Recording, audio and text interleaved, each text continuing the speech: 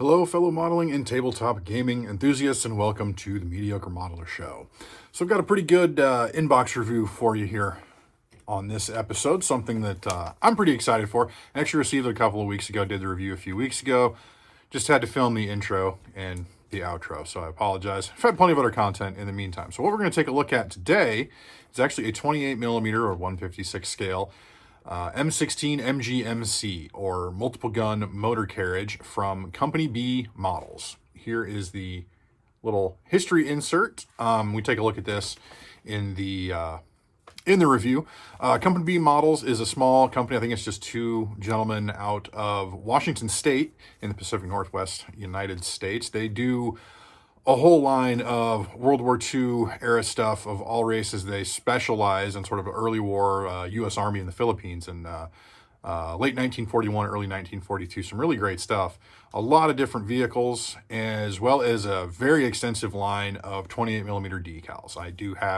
I use some of their 2nd Infantry Division decals for my Conflict 47 Americans. And I picked up a decal sheet for German crosses as well as American stars because I didn't have enough from the Conflict 47 starter box that I bought to do all the vehicles that I keep acquiring. So, without any further ado, folks, let's head on down to the bench and see what we've got. I am super excited to get into this. I've always been a big fan of the M16 multiple gun motor carriage, the MGMC, which was kind of a evolution of the M15 MGMC, which mounted a 37 millimeter cannon and two 50 caliber machine guns. Originally, it was two water-cooled 50s, and then the M15A1 had two air-cooled 50s, the M2. So as you can see here, we've just got a little insert with a little bit of history on the M16 MGMC. And then on the back side, we've got a little picture of the finished model as well as a parts list. So our resin body, our track sets, dashboard bumper, two sideboards, the driver and gunner. The gun assembly is 8 pieces. The front wheels, the armored windshield, the axle for the front wheels, 2 headlamps, the rear board, and 2 jerry cans, made by Company B Miniatures, 156th scale wargame models. That does flip open, but there's not anything in there. I question if this might have actually been cast to order because it did take a couple of days to ship, but that is not terribly important. So what is important is going ahead and taking a look at the contents of the kit. It comes in a little baggie. These were actually 2 baggies. So the big bag had just this resin body and then all of the white metal bits. So let's go ahead and start by taking a quick look at our resin body. It came nicely packed in some protective foam, excuse me, with quite a fair bit of bubble wrap or packing peanuts. So as you can see, it's a mostly solid cast resin body. I mean, we don't have the windshield, but solid cast resin body. Nice tan resin. It's pretty well done. You may have noticed there's just a few tiny bubbles right up here, but no major bubbles or any huge casting flaws to see. I mean, we got a little one there, but those are all real easy things to fix.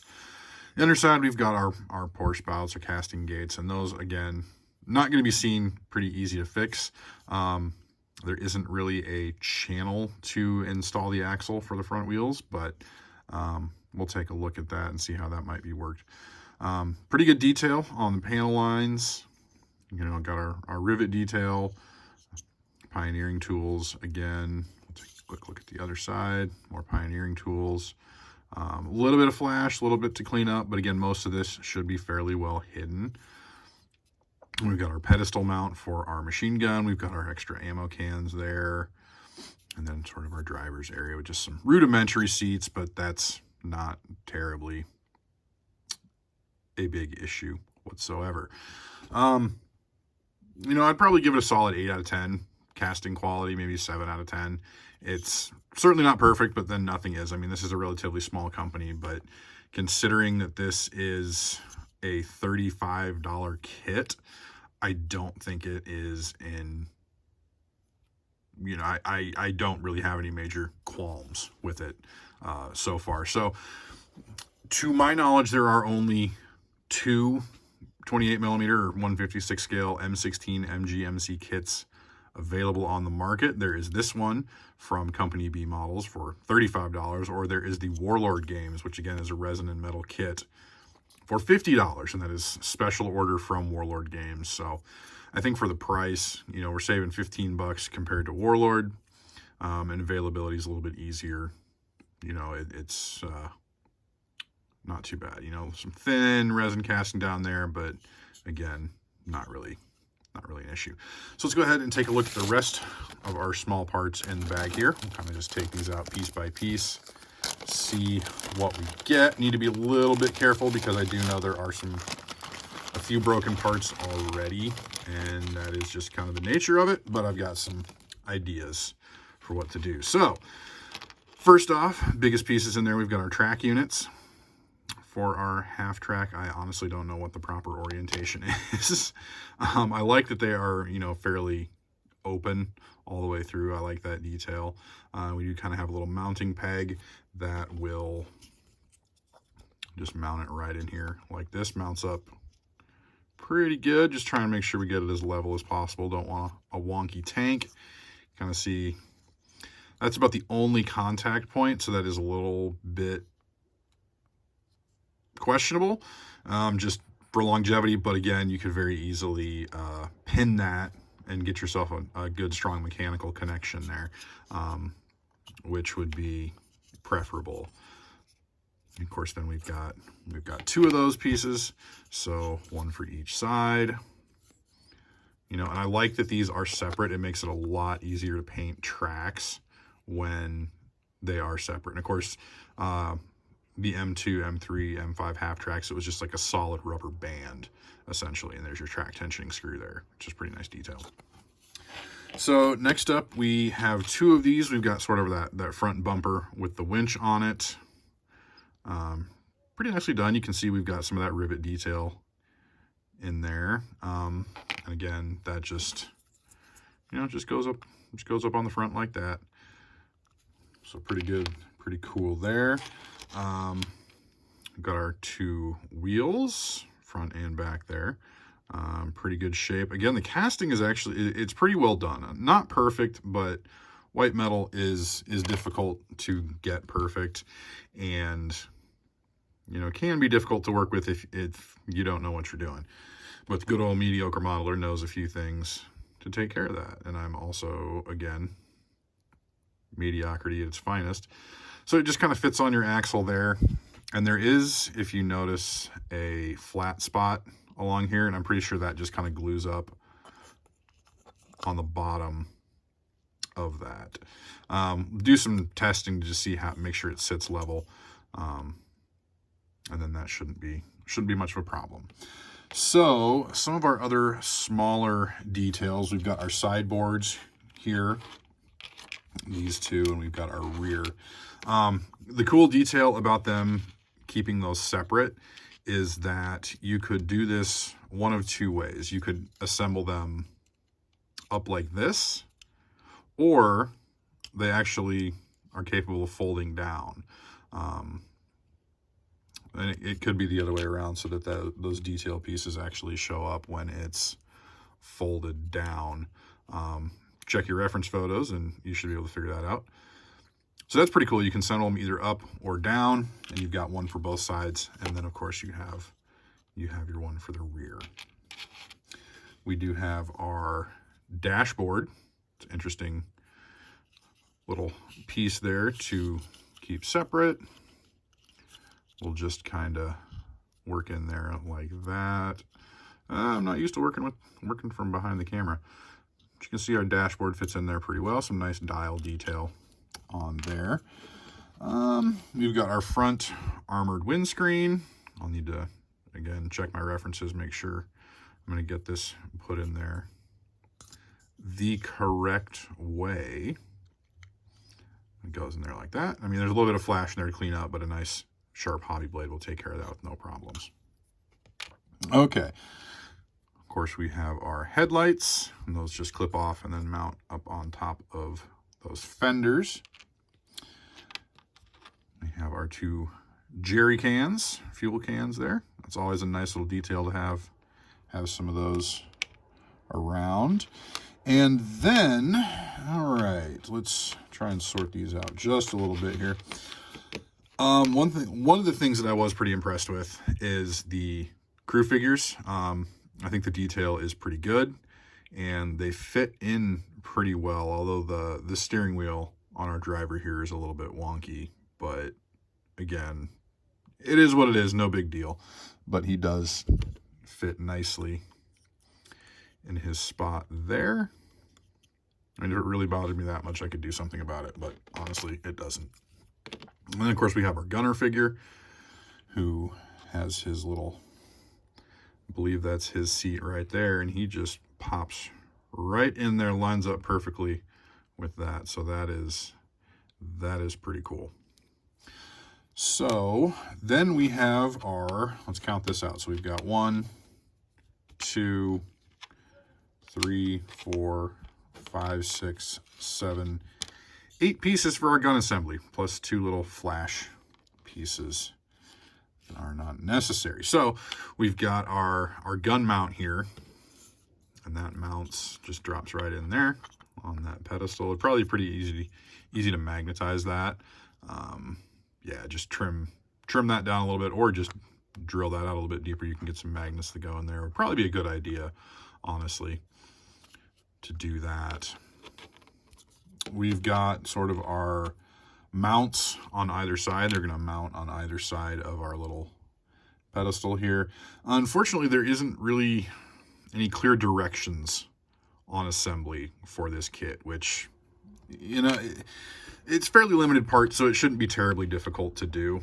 But we'll just kind of take care of that. So then we've got our gun shield. Again, not really any wonderful, I mean, it goes generally like that, but we don't have any good locating pins or anything. We've got kind of our crossbar or our sight for this, and it looks like that does kind of have some indicators as to where it should go. Got sort of our batteries and some extra ammo storage, which would typically go back here somewhere. And we'll just kind of see.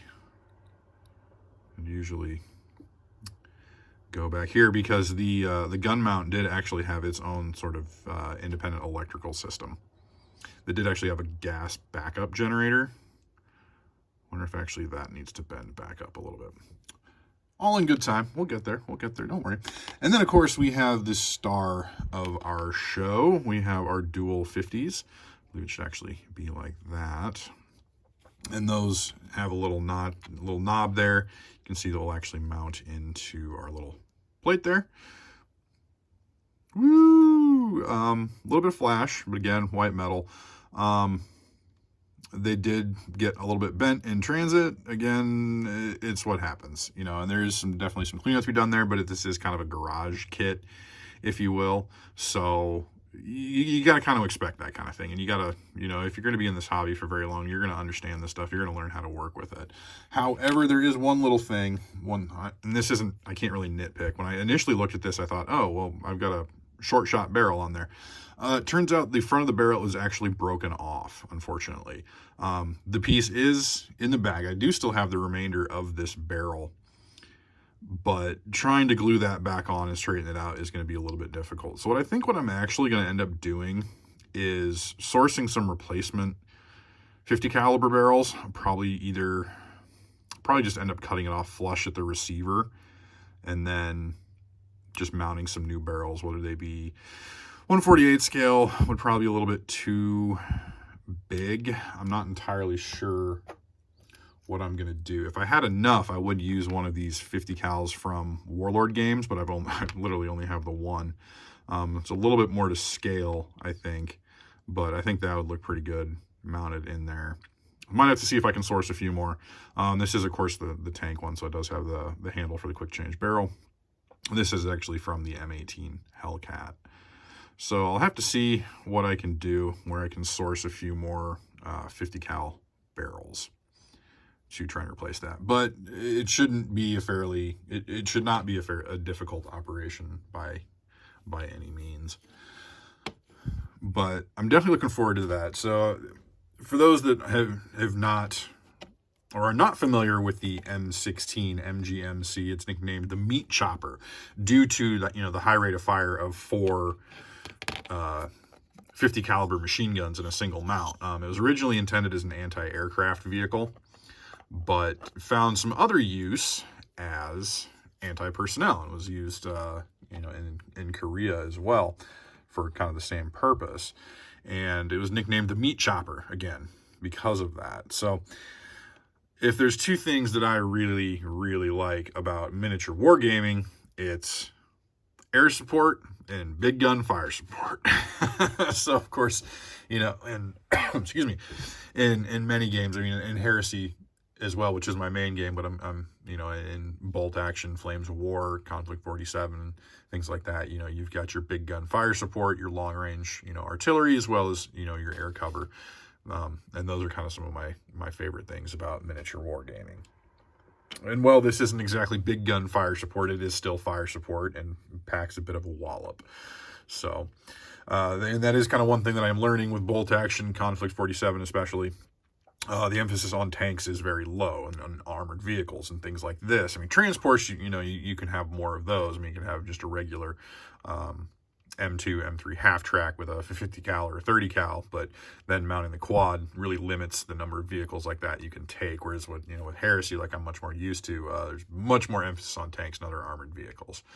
But we'll get there. Once I get some more stuff painted up and get a chance to play some games, we'll definitely have some good old learning experiences. So just pop this bad boy right back there where he belongs. All right. Well, so that is the Company B Models M16 MGMC multiple gun motor carriage. I think it's a pretty good kit. I was pretty excited to get it. And it looks like it's going to have some challenges to build, but that's okay. That's just kind of the nature of modeling. Well, I hope you folks enjoyed that inbox review of the Company B Models M16 MGMC. I know it's got a few shortcomings, but that's kind of to be expected with a short run sort of garage kit like that. But it's not something that a little bit of modeling skill can't overcome. So it should be pretty easy fixes to those minor issues that we looked at. But definitely check them out, companybmodels.com. They've got a great selection of stuff. I'm sure they would definitely appreciate the business. So until next time, folks, may your paints be thin, your brushes be pointy, and your dice be hot.